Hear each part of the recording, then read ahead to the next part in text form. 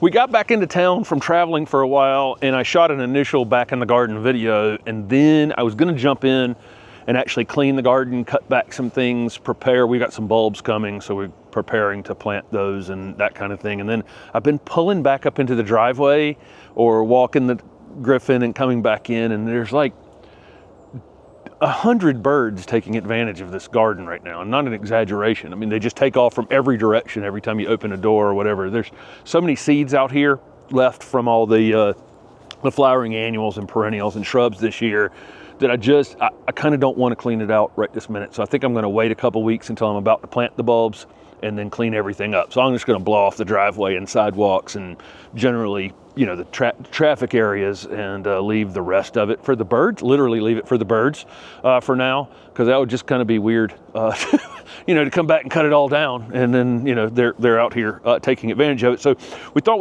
we showed off some things that were looking good, you know, right when we came back, that were kind of easy because the camellia's in full bloom and a couple of those things. But there's some other things out here that look terrific right now, and let's talk about those.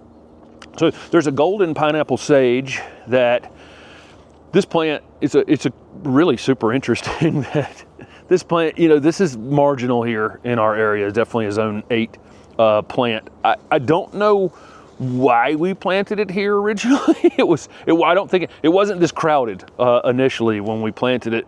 This plant doesn't wake up until May, basically, and so it looks like it's dead every winter, you know, from every winter, and then it comes up and only grows about a foot tall, and it stays there all the summer, and then sometime, I mean, literally right up, we left in September, and it's still this tall, and then you come back, and it's grown 2 feet.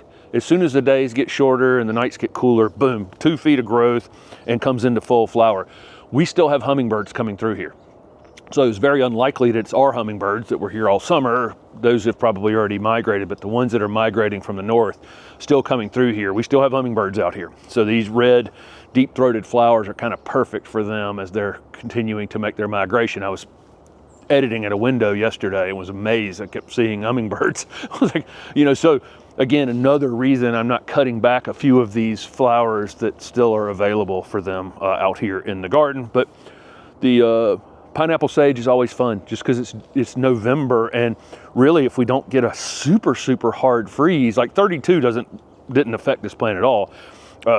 Unless we get something that's like in the 20s, this will still be blooming in December, which is kind of fun.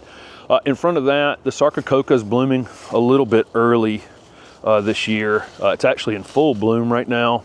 They do have super fragrant white flowers. It kind of takes a little bit of a warm afternoon to be able to smell them. So as we're filming this in the morning, it's like 30 some degrees out here, and I can't smell it this morning, but great evergreen foliage. I think we planted the rare spot where we actually planted 3 of something right there. But nice deep green evergreen foliage, no spots on it pretty much ever. Really easy plant for part shade conditions. They'll take dry shade, takes them a minute to adapt to dry shade, so you have to water them to get them there. But then they bloom at a really odd time of year. Typically, so similar to the osmanthus, we'll get flowers on it now, and then we'll get a few residual flowers in February, March, something like that. I don't know how this light is going to go right here because the house is lit up right now by the sun, but Steph will try to get around here where we can show you this. This is a plant I've wanted to show off. Is it going to be able to see this stuff at all? We can talk about it here. This is a silver caress Mahonia. This is in a video that you'll see either the day before this one or the day after this one, where we finally get to talk about this plant. We've had these 3 silver caress Mahonia in this spot for a couple of years now. Just a fantastic Mahonia. Blooms like crazy. I mean, you can see it coming into full flower here in November, and it will continue to, depending on, you know, how cold it gets, you know, it'll shut it down, and then it'll come back around in February and start throwing some more flowers at that time. But has so it has the narrow leaf like soft caress, but it has a slightly more rigid leaf, slightly thicker leaf. And it seems to be a really tough ornamental plant. You can see the sun coming up on it right here. It's in the sun for a long, long time. Typically we think of these as part shade or even shade plants, but these are in the sun for probably 8 hours before they end up in the shade, and they just look so good. I could keep this one, you know, we could keep cutting them across the top right here and keep this one probably 2 feet tall, or allow it to go up 3. You can see there's a ton of cleanup to do in here. There's a lot of leaves that have dropped onto shrubs, but there's kind of, that oak up there probably still has 80% of its leaves left. They're so slow to drop the leaves. I love oaks as, I think they're easier to garden with than some, you know, like some maples. So overall, I enjoy it. I'm glad that our big dominant tree over this landscape is an oak, because, you know, the roots aren't, you know, matted all over the place in here or anything like that. So we don't have that issue with the oak. But one little complaint I would have is, please just drop the leaves and get it over with. You know, some of the other shade trees in here have dropped. I mean, you see the pecan across the street's dropped all its leaves. The maple that I complain about in the neighbor's garden has, you know, laid them down and it's done. But that oak up there, it's just like, it just drops them for months and months and months out here. So anyway, we'll get all these leaves off of things and take some out to the driveway, cut them up, that kind of thing. The Tokyo Tower fringe tree, or Kyananthus, has really come into its own here this year. It's a great looking tree, I think. The caliper on it's still a little bit small for the amount of growth that's put on up here at the top. I don't know if I'll do something about that at some point. But you see the fastigiate habit this one has, which makes it kind of perfect for our garden here. It hasn't bloomed as well as some of the others we see. This plant blooms well. I mean, because we've seen it in other gardens blooming well. Ours has only had a few flowers on it. I think it's mostly because it doesn't get enough sun. The front of the house blocks the sun probably until about 11, 10, you know, it's getting a little bit on the very top right now, but probably till about 10 or 11. And then that oak and the woods behind it put it in the shade by probably 3. So it's just not getting, I don't think it's getting quite amount of sunlight. But now that it's gotten taller, it's probably getting an extra hour of sun in the morning and an extra hour of sun in the afternoon, probably. So hopefully, I'm hoping at some point it's going to become a good flowering tree as well. Regardless, the shape of it, the fall color here, as you can see, is starting to color up yellow. All looks great. So I'm very happy with this tree. Again, you know, I think as it gets taller and gets itself a little bit more established, hopefully we'll get some more flowers on it. It's kind of fun as some things go to sleep or die, if they're annuals, and perennials that are declining, deciduous trees and plants that are going to sleep. As those things happen, you know, we've really tried to set this garden up to have 4 seasons of interest, and some of the other things just come into their full, you know, spectacular glory, we'll call it. This Akuba, which we planted as a little tiny 1-gallon container a few years ago. This is Hosaba Hoshifu. I'm probably butchering that name, but not on purpose. I really love this one. It has such a narrow leaf. It's very different than most of these spotted laurels, because that leaf is only, you know, basically 2 fingers wide, and any other Akuba out here will be as wide as my hand, typically. But we have several variegated Akuba out here. Again, you get spotting, striping, solid green, if you want that as well. They will fruit, if you have male and female in the garden, you can get a red fruit. And here's one right here, I got one little fruit. It has not turned yet, but that will turn a red color going forward. And again, if you have the right mix, you can really get a lot. You can really get a lot of that. But this, you know, just out of nowhere, you know, this thing is just like now the center of attention. The Vitex is done above it. Weigela over there is done kind of next to it. And these are the bright things as we're coming back into the garden. We've got a variegated Pittosporum that's doing that, where it's just really becoming a show off here in the garden. The Sunshine Ligustrum, really, you know, all season long, it looks good, but once it goes, if it's getting some direct light on it here in the fall, going into winter, that's when that thing really, really starts to shine in the garden, and all of the Akubas that we have here in the garden. And I think we went over to, we put that video up with all the Akubas that you shot, the photos of earlier in the season at Plant Delights, and I don't know how many are in that garden, but it was raining that day when you were taking those photos and we were putting that video together. But if you just go through that garden down at Juniper Level Botanic Garden and see all the variations of these spotted laurels or Japanese akubas in that garden, it's just absolutely mind-blowing how many there are. These typically are going to be park shade or shade plants.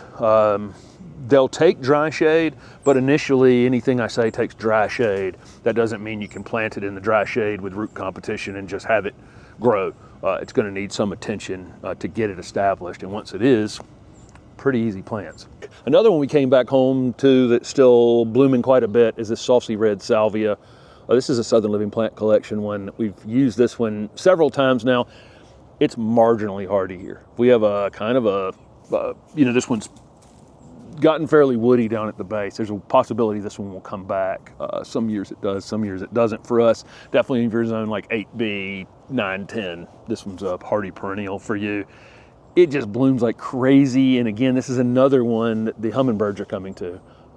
So I'm not cutting it down, despite the fact that it's, it's kind of done, right? I mean, it's almost Thanksgiving as I'm filming this, and it's late in the season, and a lot of these, other annual flowering salvias are they're a little more asleep than this one is, but they're all looking a little bit rough, but they've all got flowers on them, and they've also got seed on them. And so both I'm getting, hummingbirds, and if it's a warm day, bees, and then, the birds flying through here, grabbing seed off of this stuff too. But always impressed with this one. It's super showy. If you can find this one even to use as an annual every spring. I mean, we planted this in April and it's done this the entire time. I think we've cut it back maybe twice, just off with its head. You can just take a third back. You don't even have to think about it. Take a third off the top. If it slows down, like if it looks like it does right now, sometime back in June, you just take a third off the top of it, and 2 weeks later, it's back in full bloom again. So you get a lot out of this one.